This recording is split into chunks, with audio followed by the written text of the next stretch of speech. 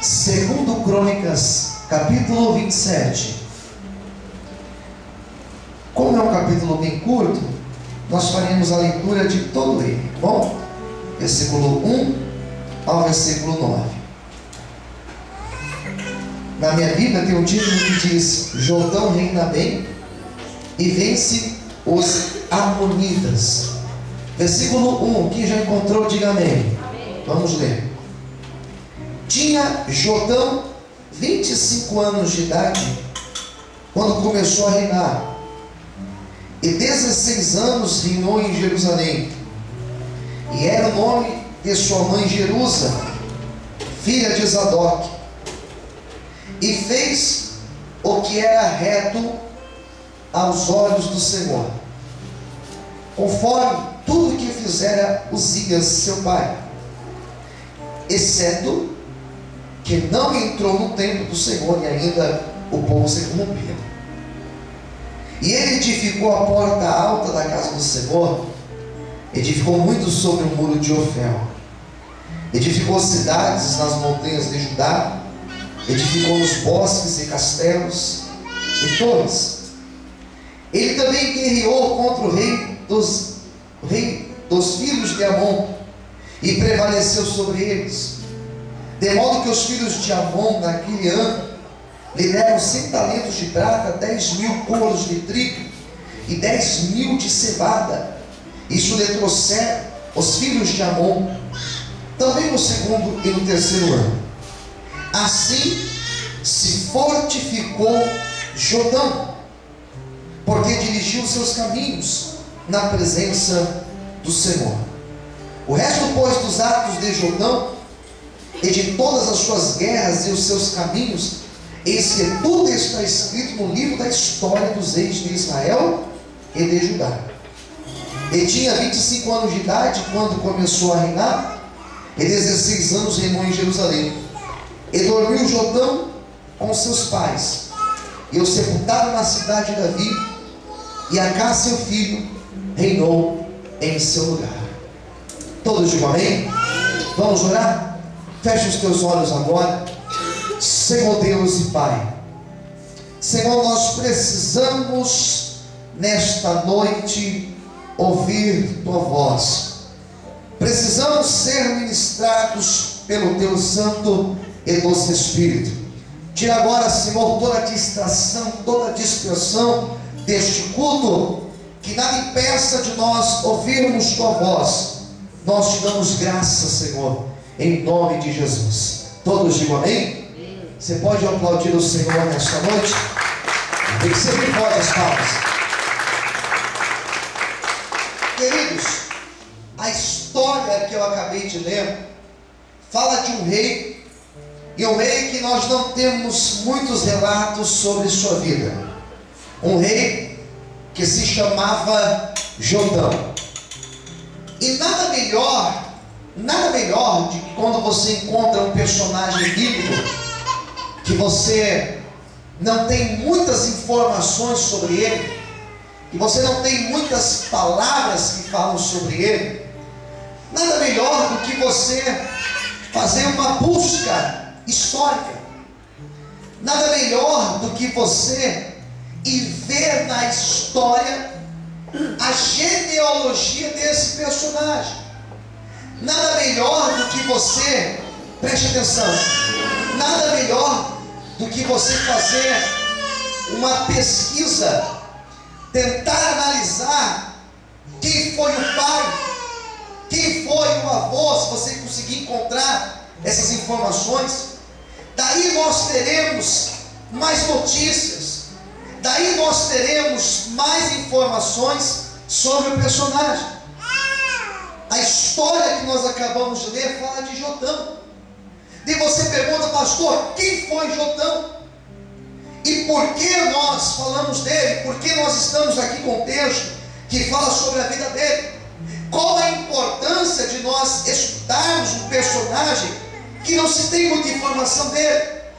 Qual que é a importância de nós analisarmos a vida desse homem?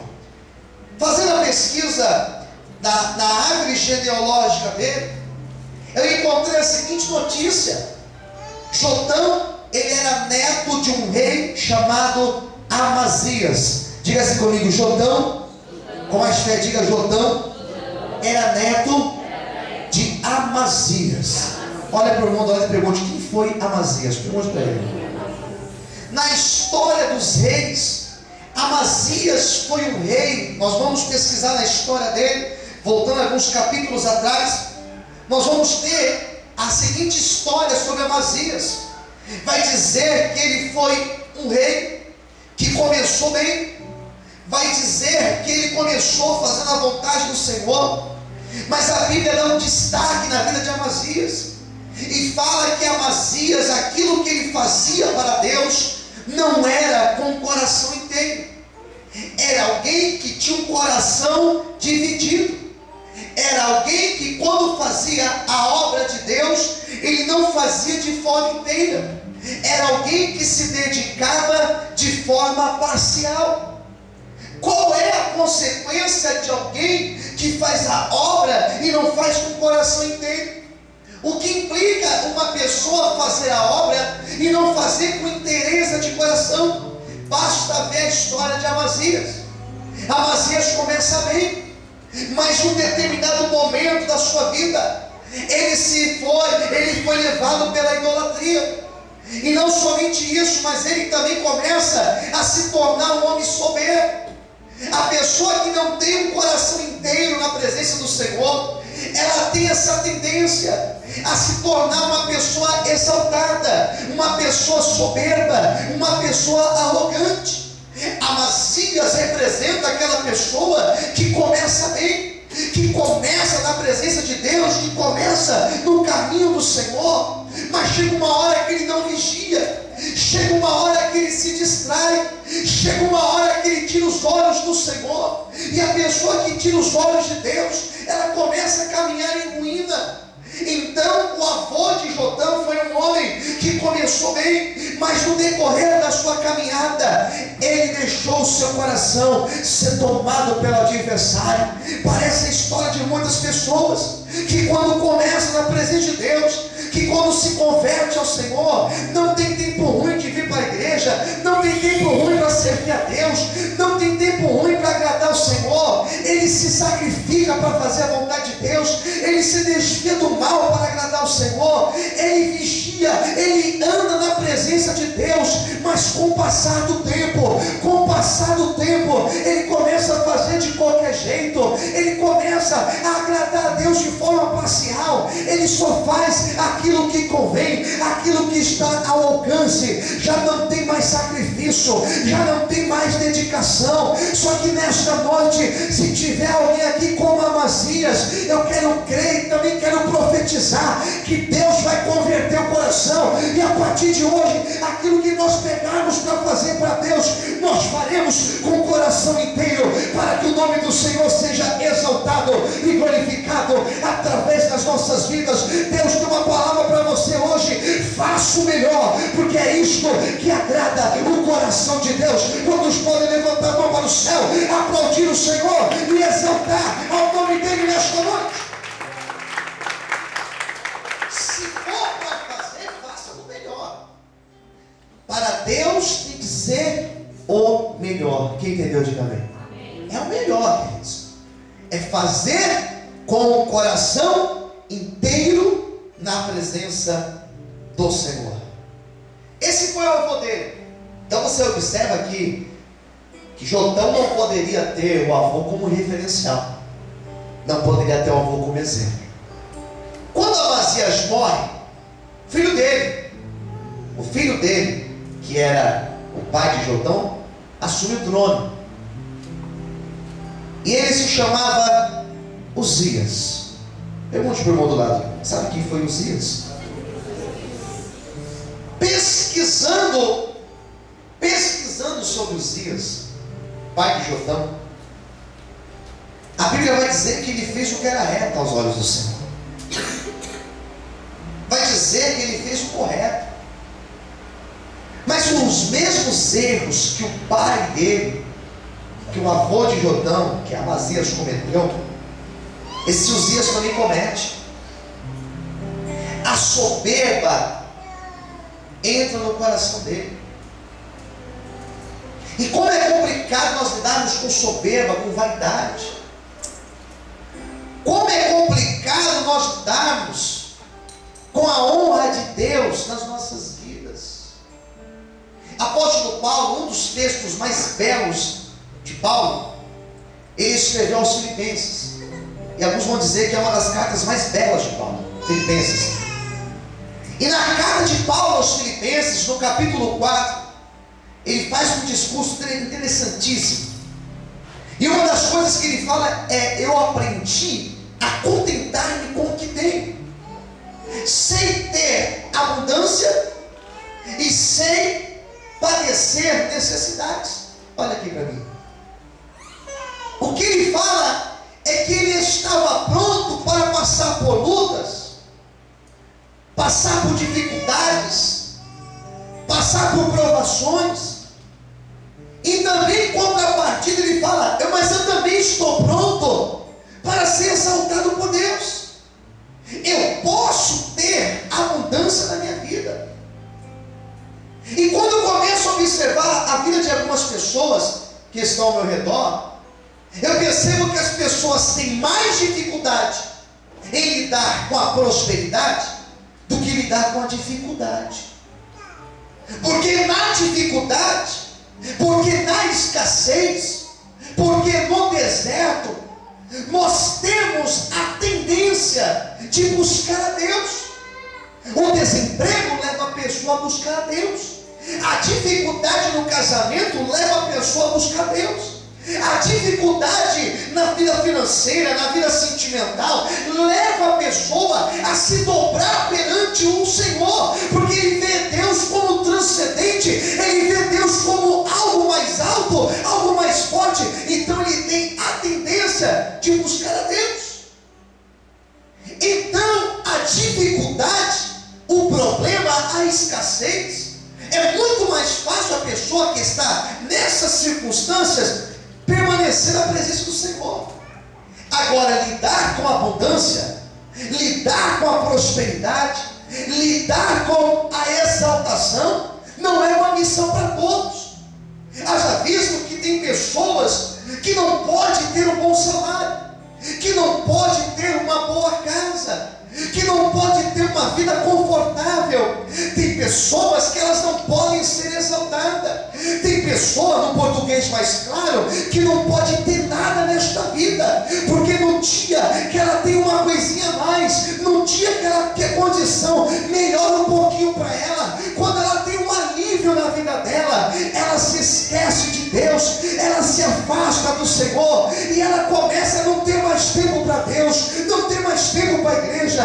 Tem gente que não pode ganhar bem, porque quando começa a ganhar bem, começa a achar que é muito dízimo, então ela não vai dar mais o dízimo, então ela não vai ser mais fiel a Deus. Tem gente que não pode ter uma vida confortável, porque no momento que começa a ter tudo tranquilizado na vida, ele já não vai mais para a igreja. Hoje eu não vou para o culto, hoje eu não vou para a igreja não, eu vou ficar em casa, eu tenho que descansar, eu tenho que passear, eu tenho que fazer isso, eu tenho que fazer aquilo, e sempre arruma uma desculpa, sempre arruma uma justificativa. Tem gente que não pode ser exaltada, porque no momento que ela começa a ser exaltada, ela começa a achar que ela é melhor do que o outro, e que ela não precisa de ninguém, e que ela não precisa nem mais de Deus. Ela começa a se achar dona da verdade, ela começa a andar de nariz em pé, ela começa a ficar soberba. E foi esse o erro de Uzias.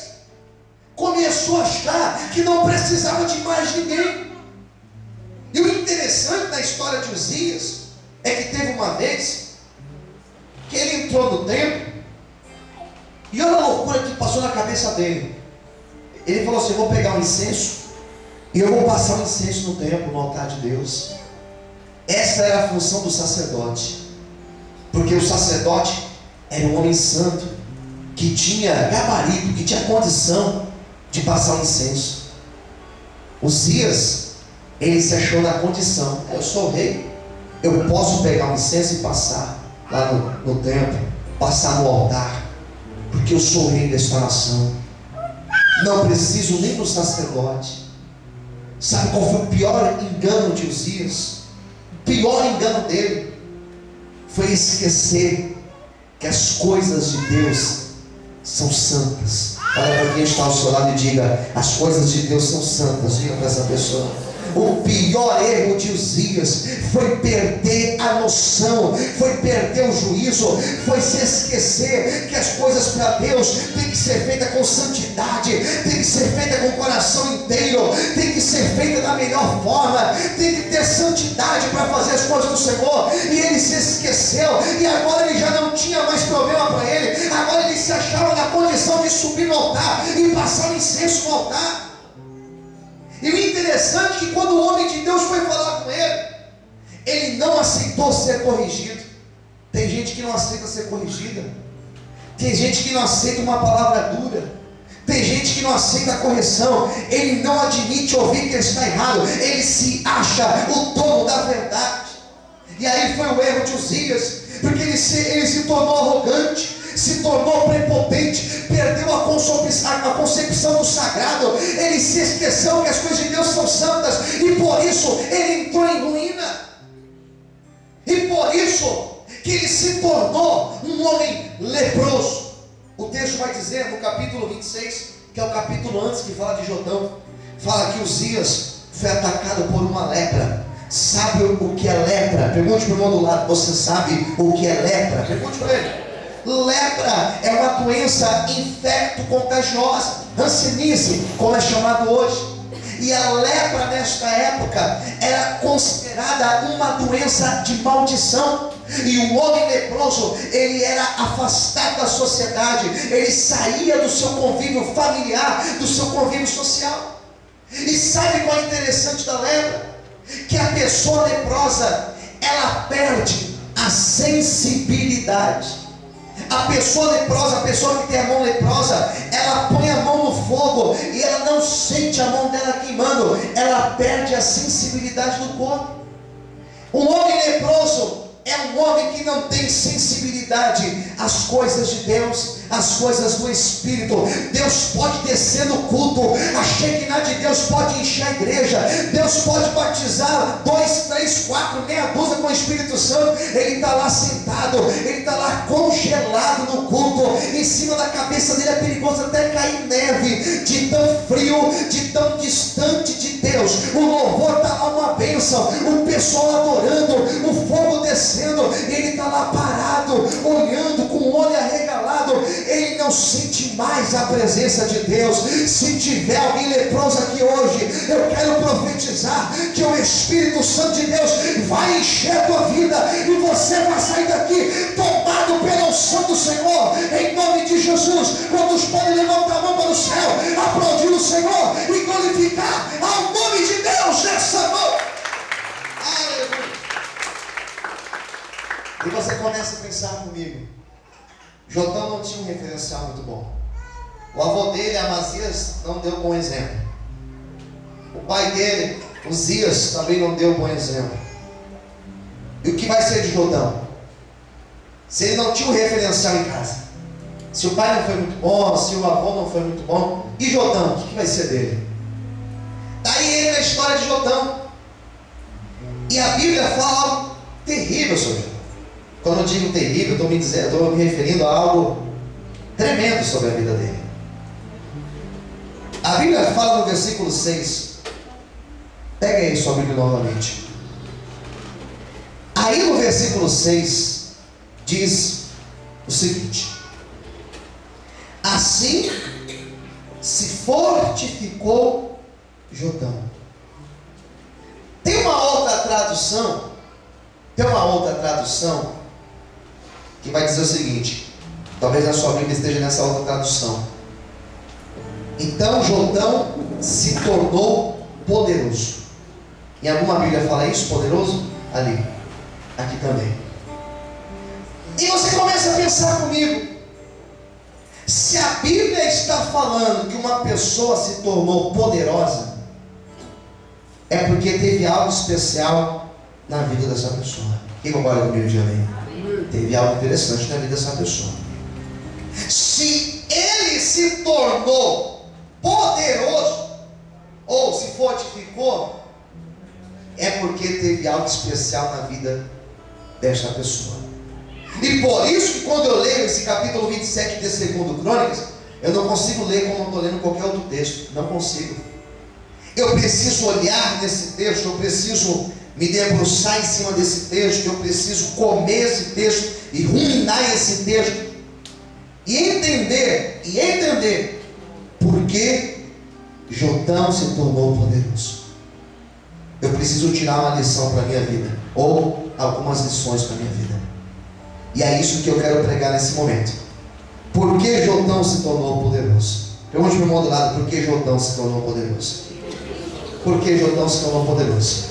E lendo esse texto, talvez se você ler, você vai encontrar outras coisas, mas eu encontrei 3 atitudes. Eu encontrei 3 situações, 3 pontos importantes da vida de Jotão, e que se nós nos atentarmos a esses pontos, se nós prestarmos atenção, a nossa vida será transformada nesta noite. Quem crê, diga amém. Então vamos ver, qual foi a primeira atitude? A primeira atitude, eu quero que você pegue a sua Bíblia novamente. Cada atitude está em um versículo. A primeira atitude está no versículo 2. E fez o que era reto aos olhos de Deus. Repita comigo. Jotão fez o que era reto aos olhos de Deus. Ele fez o que era reto aos olhos de quem? Aos olhos de Deus. Jotão era rei. E o rei nada mais é que um político. Rei é um político. O rei é aquele que tem a autoridade de fazer política. E Jotão, quando ele reinou, ele foi um rei que a sua preocupação não era de fazer política. Ele não estava preocupado em agradar o povo. Ele não estava preocupado em agradar as pessoas que conviviam com ele. Ele falou: eu tenho que agradar e fazer o que é reto, não perante os olhos da sociedade, mas eu tenho que fazer o que é reto perante os olhos de Deus. O que passou na mente de Jotão foi o seguinte: se eu agradar a Deus na minha atitude, se eu me tornar amigo de Deus, eu vou até me tornar inimigo do mundo, mas eu vou estar na presença do Senhor, e estar no lado de Deus é estar no lado da maioria. Quem entendeu, diga amém. Jotão entendeu isso. Ele entendeu que eu não preciso agradar ele ou aquele outro, porque o político ele quer agradar todo mundo. E quem quer agradar todo mundo acaba desagradando muita gente também. Você não consegue agradar a 2 senhores, diz a Bíblia. Evangelho de Mateus, capítulo 6 ou 5, me fugiu agora, acho que é o 6. A Bíblia fala que não tem como nós agradarmos a 2 senhores. Ou você agrada um e desagrada o outro, e vice-versa. Jotão falou: entre agradar a Deus e agradar o povo, eu vou agradar a Deus. Porque se eu estiver ao lado de Deus, aquilo que eu fizer, Deus vai me honrar e vai prosperar a minha vida. Tem gente que quer agradar a Deus, mas ao mesmo tempo quer agradar o mundo, quer agradar a Deus e quer agradar as amizades, quer agradar a Deus e quer agradar a carne. Sabe o que está acontecendo? Você está agradando o adversário, você está agradando a carne. Se você colocar a tua vida nas mãos do Senhor e falar: Deus, eu quero andar contigo, eu quero ser teu amigo, eu vou abrir mão do que for preciso para estar na tua presença, Deus também vai te honrar e vai prosperar a tua vida. Quantos podem aplaudir o Senhor e glorificar a Deus? Aleluia! Tem gente que quer, você sabe o que quer? É que eu trabalho num lugar lá, pastor, e eu tenho que às vezes fazer assim, fazer assado. Para eu estar bem lá onde eu trabalho, eu preciso me corromper. Então esse trabalho não provém do Senhor para a tua vida, é o roubo do adversário na tua vida. Se eu precisar agradar alguém, para conseguir alguma coisa e ao mesmo tempo desagradar a Deus, eu estou errando. E eu vou trazer problemas para a minha vida. Isso acontece quando a pessoa quer antecipar as bênçãos. Ela quer dar um jeito, ela quer agradar, ela quer puxar na expressão, né? Puxar o saco. Ela quer bajular a pessoa para conseguir favores. O que você precisa está nas mãos de Deus. E se você agradar ao Senhor, Ele vai trazer nas suas mãos aquilo que você tem pedido. Diz a Bíblia no Salmo 37: deleita-te no Senhor e Ele satisfará aquilo que o teu coração deseja. Você não precisa agradar ninguém, você precisa agradar a Deus. Para você agradar a Deus, basta estar na presença dEle, e a honra do Senhor, e a prosperidade, e a bênção do Senhor, elas virão sobre ti, em nome de Jesus. Quando os podem aplaudir o Senhor e glorificar a Deus. Aleluia. Esse foi o primeiro motivo. Fez o que era reto aos olhos do Senhor. Daí eu encontrei um segundo motivo. Pega a sua Bíblia novamente. Ele está no versículo 5. Diz o seguinte: e ele também guerreou contra o rei dos filhos de Amon e prevaleceu sobre eles. Interessante do caráter desse homem chamado Jotão, desse rei, é que ele, na hora que ele teve que lutar, ele lutou. E a Bíblia diz que ele lutou, e lutou com perseverança. Quem entendeu? Diga amém. Amém. Lutou e lutou com perseverança. Aqui eu percebo a segunda característica que fez de Jotão um homem poderoso. Ele tinha disposição de lutar e de perseverar pelos objetivos, pelo propósito de Deus na vida dele. Tem muita gente, e olha, eu arrisco dizer que a maioria das pessoas são pessoas que não têm disposição para lutar. São pessoas que não têm perseverança. E quem não tem perseverança, tudo que começa não leva até o fim. Começa e para. Começa e para. Começa bem, daqui a pouco já começa, mas está muito difícil, não está dando, estou sendo perseguido, estou sendo afrontado, não consigo não, porque eu estou indo e parece que não muda, e a pessoa, ela desiste. E são pessoas que mudam de emprego como se estivesse mudando de roupa. E são pessoas que mudam de igreja como se estivesse mudando de roupa. Agora está difícil aqui, eu vou lá para o outro lado de lá. Me chega no outro lado de lá, começa tudo bem, mil maravilhas. Daqui a pouco está difícil, então eu vou para o outro lado de lá. E começa a mudar, e muda para cá, muda para lá, e não para em lugar nenhum. Não persevera em lugar nenhum. São pessoas que começam bem empolgadas, mas daqui a pouco vem uma dificuldade. Vou parar, vou desistir, eu vou mudar, vou pedir as contas, vou separar, vou desistir, não vou continuar lutando. Jotão era um homem determinado, e ele falou: eu tenho um objetivo, e eu vou lutar por esse objetivo, eu vou perseverar por esta bênção, eu vou perseverar por esta causa, e eu tenho certeza que Deus me dará vitória. Pastor, mas está difícil, pastor, mas eu estou encontrando retaliação, eu estou encontrando dificuldade. Mas quem te disse que seria fácil? Quem te disse que as coisas iriam acontecer com facilidade? É difícil, é complicado, mas se você perseverar, vai chegar um dia que você vai subir no altar e vai testemunhar a tua vitória, e o nome de Deus será glorificado através da tua vida. Quantos podem aplaudir o Senhor e glorificar a Deus? Aleluia! Mais forte as palmas. Amém? Eu pego o exemplo de Davi, irmãos. Davi recebeu a unção para ser rei de Israel. Samuel foi lá e ungiu ele. Foi para o trono? Foi nada.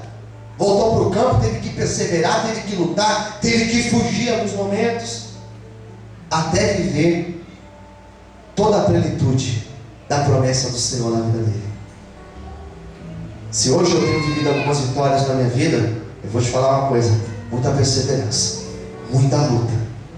Se você tem um propósito, você está orando por uma causa, por algum sonho, por algum propósito teu, continue lutando, continue orando, porque a vitória virá para a tua vida, em nome de Jesus. Receba essa palavra sobre ti. Hoje Deus vai te revestir de força, hoje Deus vai te revestir de graça, e a promessa dele, ela vai se cumprir na tua vida, em nome de Jesus. Quantos podem aplaudir o Senhor e glorificar e exaltar ao nome de Deus nessa noite? Aleluia. E agora eu vou dar o terceiro e último, vou ficar por aqui. Está no versículo de baixo, que é o versículo 6, que diz o seguinte: assim se fortificou Jotão, porque dirigiu os seus caminhos na presença do Senhor seu Deus. Então você pergunta: pastor, qual foi o terceiro motivo? Toda a decisão que ele tomou foi direcionada pelo Senhor. Quem entendeu, diga amém. Nem um passo sem Deus direcionar.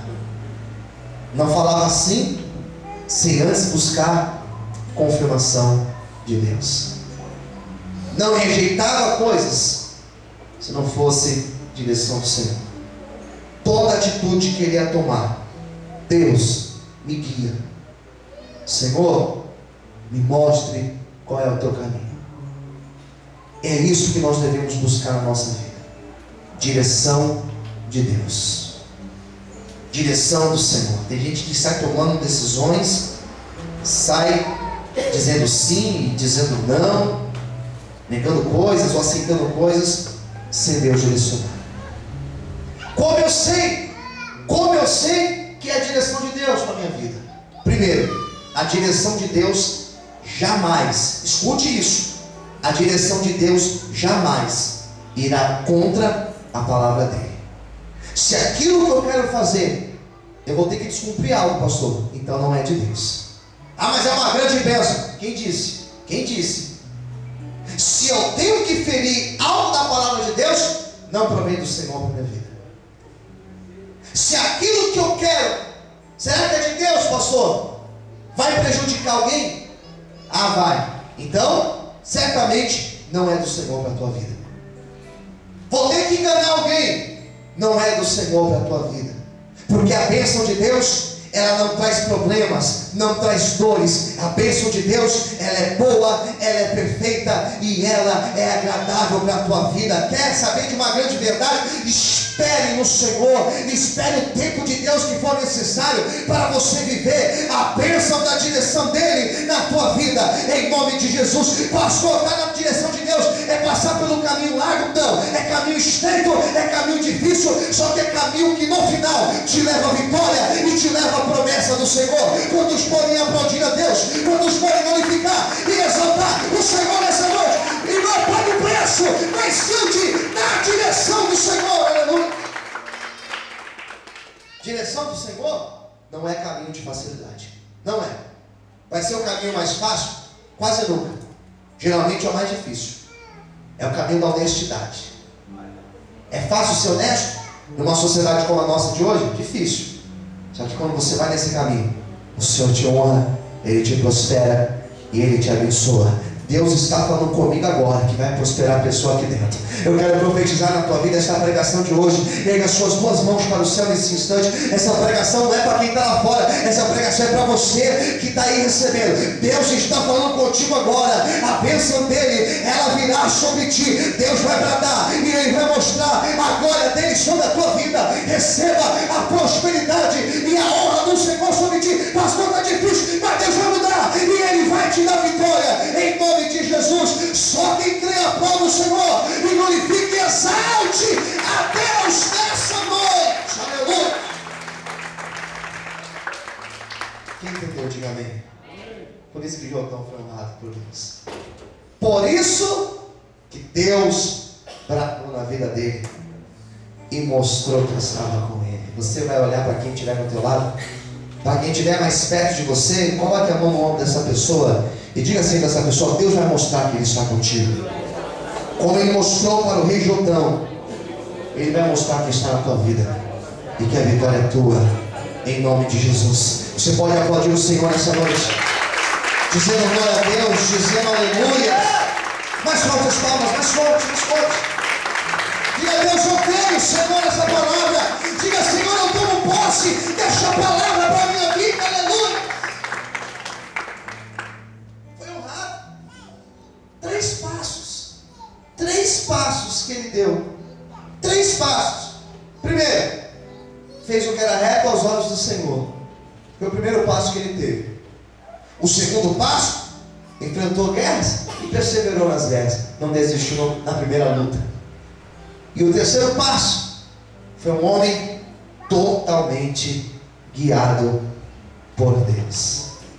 Se Deus tem te guiado, fique tranquilo, que no final a vitória vai ser muito grande, em nome de Jesus. Eu quero orar por você, fique de pé em nome de Jesus.